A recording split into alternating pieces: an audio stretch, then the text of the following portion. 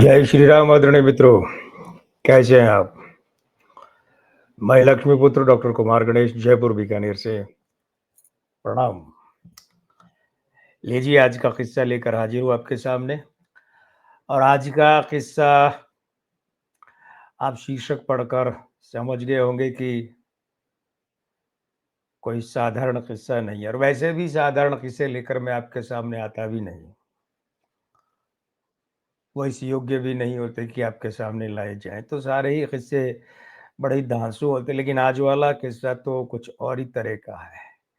लेकिन इस और ही तरह के किस्से की बात शुरू करने से पहले मैं आपसे वही बात कह दूँ कि अगर ये चैनल अभी भी आपने सब्सक्राइब नहीं किया है तो कर लीजिए, ठीक है?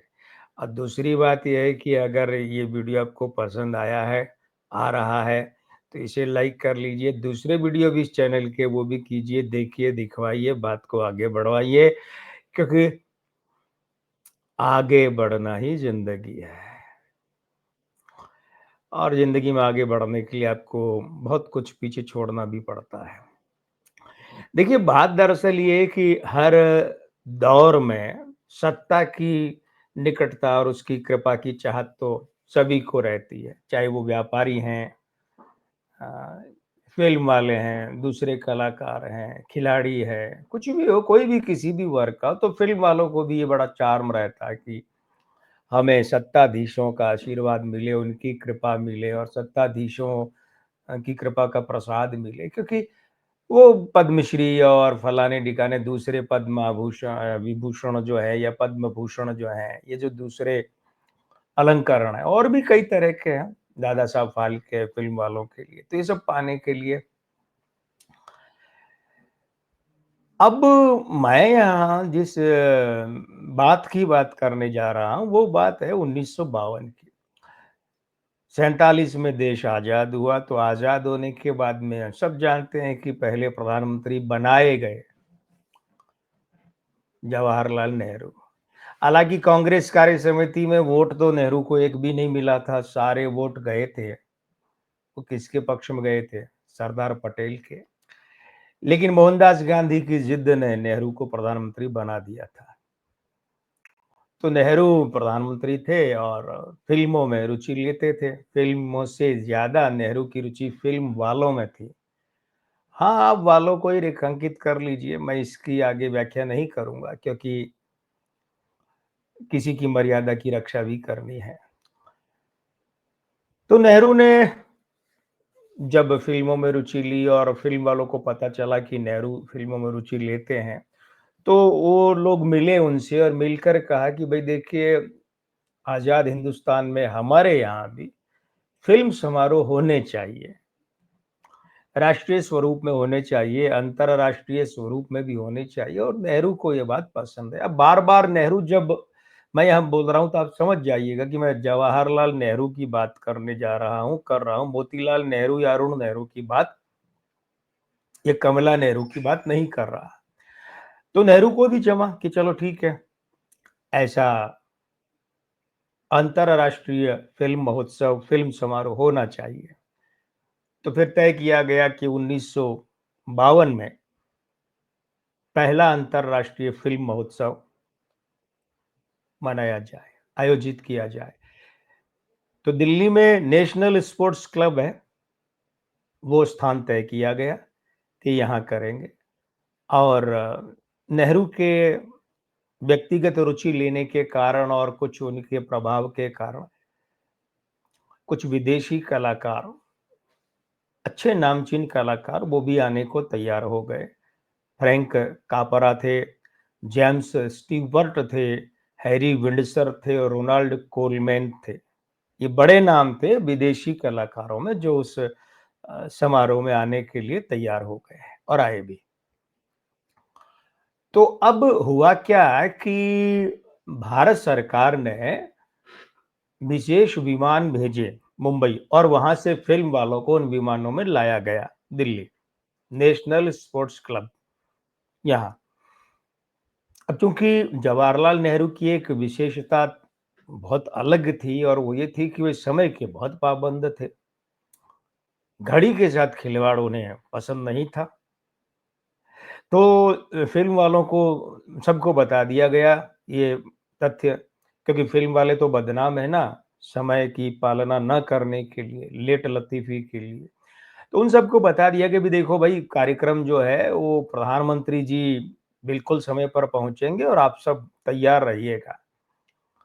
अब वहाँ नेहरू पहुँच गए, तय समय पर कार्यक्रम में, लेकिन फ़िल्म वाले तो नहीं थे वहाँ। इक्का-दुक्का को छोड़कर अधिकतर फ़िल्म वाले पहुँचे ही नहीं थे। अब समस्या खड़ी हो गई। अब समस्या ये खड़ी हो गई कि देश का प्रधानमंत्री और जो मुख्य अतिथि है उनका, तो वो तो वहाँ पहुँच गया और फ़िल्म वाले नहीं पहुँचे। तो थोड़ी देर प्रतीक्षा की नेहरू ने। फिर नेहरू जी ने लगभग आधा घंटा तक प्रतीक्षा कर ली और तब भी फ़िल्म वाले नहीं आए, तो उन्होंने पुलिस वालों को बुलाया, अपने सुरक्षा वालों को बुलाया, सुरक्षा गार्ड जो वहाँ लगे हुए थे, अधिकारी वगैरह, उन्हें बुलाया और कहा जाओ, निकाल के लाओ होटलों में से। हाँ, नेहरू जब कभी बिगड़ते थे, वो ऐसे ही बोला करते थे, जाओ ले आओ निकाल कर। तो सुरक्षा अधिकारियों को कहा, सुरक्षा अधिकारी पहुँचे और निकाल-निकाल के होटलों में से सब फ़िल्म वालों को ले आए।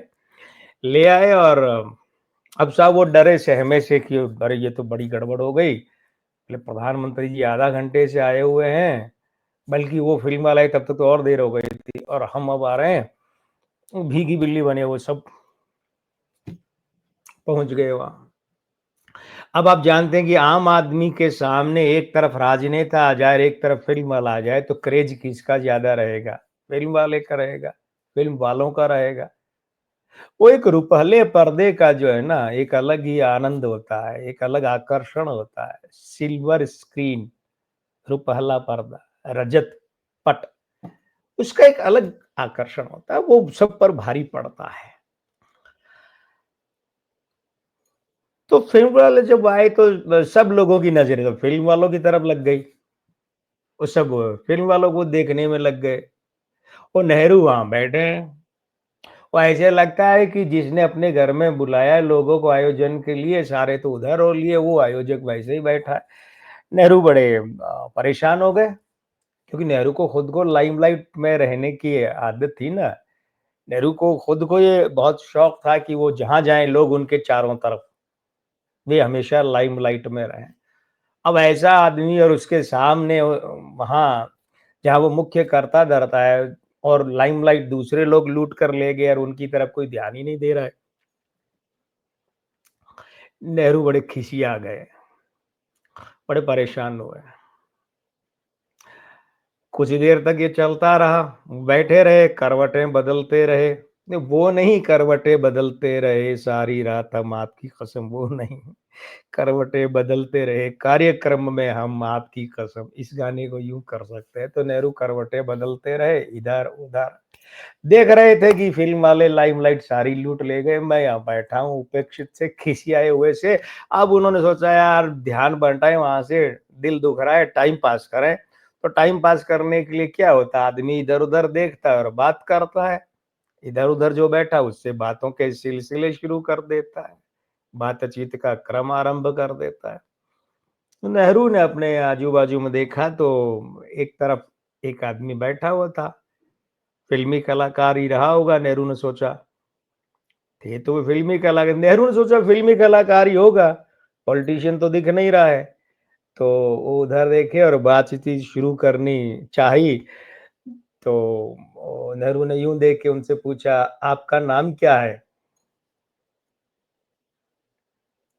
क्या पूछा जवाहरलाल नेहरू ने, यूँ मुँह करके, "आपका नाम क्या है?" तो उस कलाकार ने नेहरू के फ्यूज़ उड़ा दिए, होश ही उड़ा दिए, वो जवाब दिया। क्या जवाब दिया?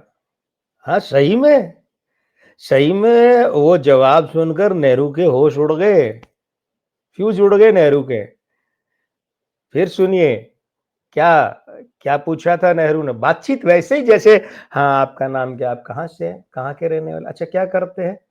ऐसे बात करते हैं ना, पड़ोस में बैठे आदमी से या इधर देख कर करते हैं। और आपका नाम क्या है? क्या करते हैं आप? कहाँ से हैं? अच्छा। और ये सब ऐसे करते हैं? तो उन्होंने पूछा, आपका नाम क्या है? तो उस कलाकार ने क्या जवाब दिया? वही जो आपके बाप का नाम है। हाँ, यही शब्द थे। मेरे पास उद्धरण पड़ा है। उस कलाकार ने क्या जवाब दिया कि वही जो आपके बाप का नाम है, पिताजी का नहीं आपके बाप का नाम है। और नेहरू के फ्यूज उड़ गए। आह! बड़ा झटका लगा नेहरू को, होश उड़ गए। क्यों? वो जो पड़ोस में कलाकार बैठे थे ना, वे मोतीलाल जी थे।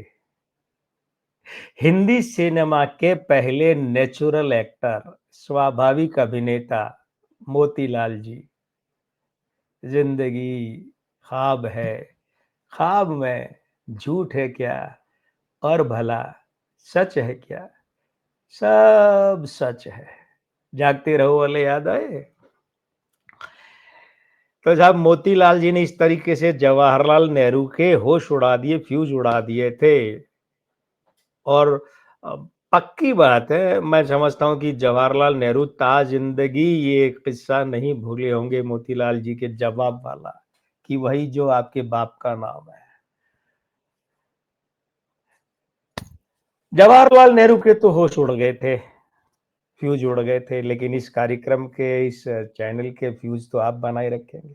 वीडियो पसंद आया, अच्छा लगा, लाइक कीजिए, पसंद कीजिए, चैनल सब्सक्राइब कीजिए और मुझे इजाज़त दीजिए अब आगे बढ़ने की। अगले वीडियो में अगला किस्सा लेकर हाज़िर होऊँगा। मैं आपका दोस्त यानी डॉक्टर कुमार गणेश यानी कि लक्ष्मीपुत्र डॉक्टर कुमार गणेश यानी कि जयपुर बीकानेर से, यानी कि अब प्रणाम।